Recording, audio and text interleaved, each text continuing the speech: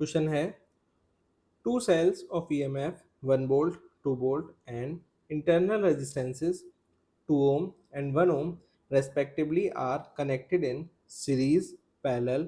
What should be the external resistance in the circuit so that the current through the resistance be the same in two cases? दो cell दे रखे हैं जिनके EMF 1 volt और 2 volt हैं और internal resistance इनके 2 ohm and 1 ओम दे रखे हैं। एक्सटर्नल रेजिस्टेंस हमसे पूछा है अगर दोनों तरीके से जोड़ने पर, यानी कि पहले हम इसे सीरीज में कनेक्ट करेंगे दो सेलों को और उसके बाद पैरेलल में कनेक्ट करेंगे, दोनों में आई की वैल्यू सेम है, तो इसका मतलब हम पहले सीरीज में कनेक्ट करके आई की वैल्यू निकाल लेते हैं, फिर पैरेलल में रख के आई की वैल्यू निकाल लेते हैं और उन दोनों को इक्वेट कर देंगे जिससे हमारे कैपिटल आर की वैल्यू निकल आएगी। तो पहले हमने दो सेल को सीरीज में जोड़ लिया है, तो देखते हैं इनके इक्विवेलेंट रेजिस्टेंस और ईएमएफ क्या आते हैं।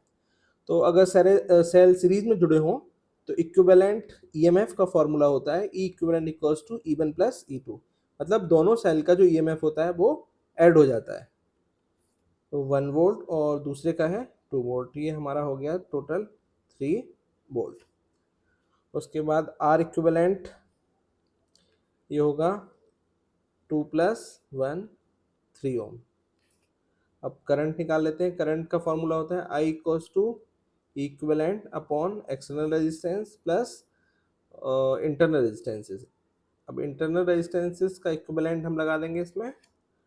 इक्विवेलेंट आया है हमारा 3 वोल्ट और आर प्लस 3, ये पहली इक्वेशन हो गई।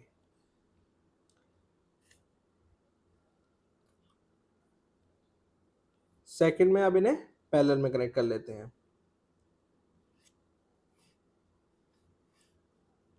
अब इस फिगर में देख लीजिए हमने इन्हें पैरेलल में कनेक्ट कर लिया है, ये पहला सेल और ये दूसरा सेल। जब पैरेलल में टू डिफरेंट सेल कनेक्टेड हों तो उनके लिए इक्विवेलेंट ईएमएफ का फॉर्मूला कुछ इस तरीके से लिखते हैं, E1 R2 plus E2 R1 upon R1 plus R2। पहले सेल का ईएमएफ 1 वोल्ट और रेजिस्टेंस दूसरे इंटरनल रेजिस्टेंस लगेगा दूसरे सेल का, तो ये हो गया 1 into 1 plus 2 into 2 upon 1 plus 2, ये आ गया आपका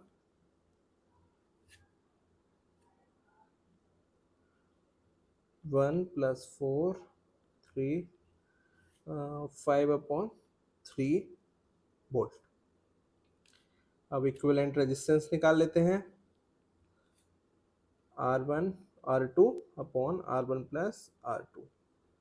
R1 2 ओम है, R2 1, 2 plus 1 equals to 2/3 ohm. Value put करते हैं करंट वाले फॉर्मूले में। I इक्वल्स टू होता है equivalent upon capital R plus R equivalent. Equivalent निकाल लिया था हमने अभी 5/3 और capital R plus R equivalent है आपका 2/3। सॉल्व कर लेते हैं इसे। 5/3 अपॉन 3R प्लस 2 अपॉन 3, 3 से 3 कैंसिल आउट, 5/3R प्लस 2, ये आई आ गया। इसे इक्वेशन 2 मार्क कर लीजिए। अब इसमें पहले ही कह रखा है क्वेश्चन में कि करंट दोनों केसेस में जो है उसकी वैल्यू सेम है, उस वैल्यू के लिए आपको एक्सटर्नल रेजिस्टेंस की वैल्यू बतानी है, तो दोनों इक्वेशंस को इक्वल रख देते हैं। तो आई है पहले केस से 3/R+3, 3/R+3। दूसरे केस में है 5/3R+2 और ये हो गया आपका क्रॉस मल्टीप्लिकेशन कर लिया, 3 into 3R+2 equals to 5/R+3, 9R plus 6 equals to 5R+15, 9R minus 5R equals to 15 minus 6, 4R equals to 9, R equals to 9/4। Equate कर लीजिए, 2 2.25, ये कैपिटल आर आ गया आपका 2.25 ओम। तो इस तरीके से क्वेश्चन में हमसे पूछा था कि अगर सीरीज में और पैरेलल में हम कनेक्ट करेंगे, उसके बाद जो करंट आती है वो सेम दे रखी है, तो एक्सटर्नल रेजिस्टेंस की वैल्यू पूछी थी जो कि आ गई आपकी 2.25 ओम। अब है next question.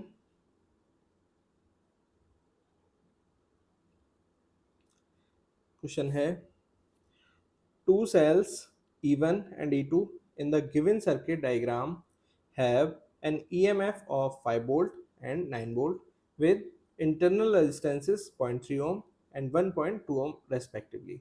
Calculate current in 3 watt. ये नहीं होगा, ये इसमें करंट इन 3 ओम होगा। ये क्वेश्चन में थोड़ा सा करेक्शन है, करंट इन 3 ओम।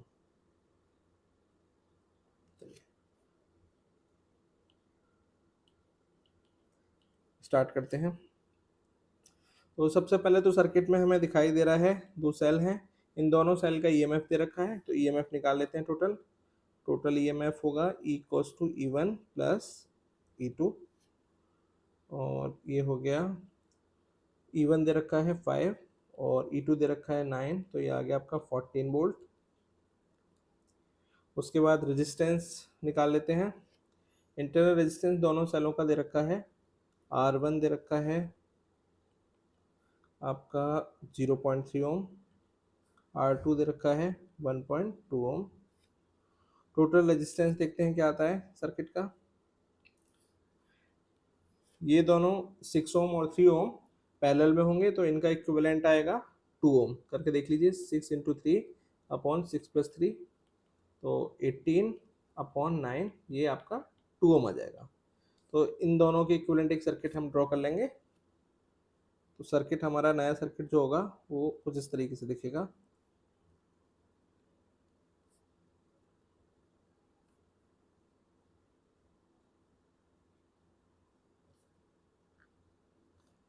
ये E1 E2 4.5 ओम और ये हो गया आपका 2 ओम। चलिए स्टार्ट करते हैं। टोटल रेजिस्टेंस क्या होगा इस पूरे सर्किट का, तो जोड़ लीजिए आप। R1 plus R2 plus 4.5 plus 6 ओम और 3 ओम का पैरेलल जो आया वो है 2। R1 है आपका 0.3, 1.2 प्लस 4.5 प्लस 2, ये आ जाएगा आपका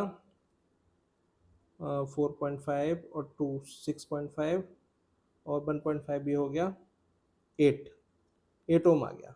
यानी टोटल रेजिस्टेंस सर्किट का आ गया 8 ओम। करंट निकाल लेते हैं सर्किट में।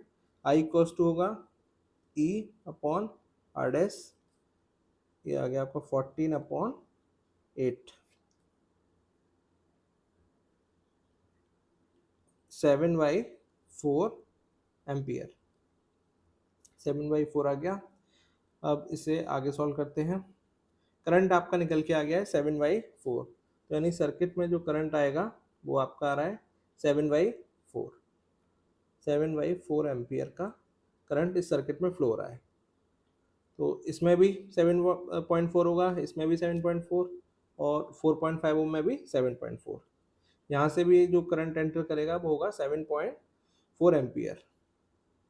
तो इसके अक्रॉस वोल्टेज निकाल लेते हैं ताकि हम 6 ओम और 3 ओम के अक्रॉस करंट निकाल सकें। इसमें हमसे पूछा है कैलकुलेट करंट इन 3 ओम। 3 ओम के अक्रॉस करंट पूछा है हमसे।